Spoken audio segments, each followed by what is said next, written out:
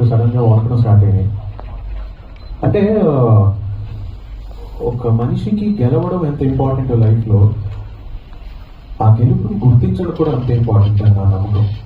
So 2010లో నేను ఒక singer లాగా మీరందరూ నన్ను ఆదరించి ప్రతి ఒక్క ఓటు, అంటే బేసిక్గా రామాయణంలో శ్రీరాముడు యుద్ధం గెలవడానికి సముద్రం దాటినప్పుడు ఆయనకి వేసిన ప్రతి ఒక్క రాయి ఎంత ఇంపార్టెంటో, నాకు 2010లో మీరందరూ వేసిన ఓట్లు అంత ఇంపార్టెంట్.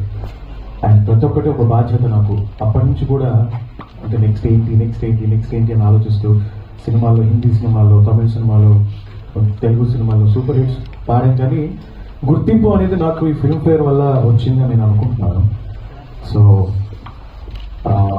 చాలా చాలా సంతోషంగా ఉంది నాకు. ఒక బ్యూటిఫుల్ టీమ్ తోటి వర్క్ చేసిన అవకాశం నాకు లభించింది.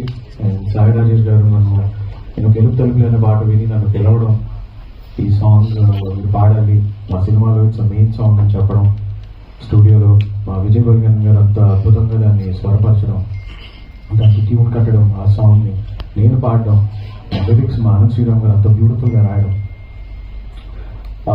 And also Anand, Vaishnavi and Viraj ఎంత బాగా యాక్ట్ చేశారు అండ్ దాన్ని మీరు ప్రజెంట్ చేశారు. It's beautiful team work actually. And ఎస్కేన్ గారు, thank you so much sir for this wonderful opportunity. And Maruti గారు, హలో సార్, ఆల్వేస్ ప్లేజర్. ఎప్పుడు అంటే మారుతి గారిని ఇది వరకు చాలాసార్లు నేను స్టేజ్ మీద కలిశాను.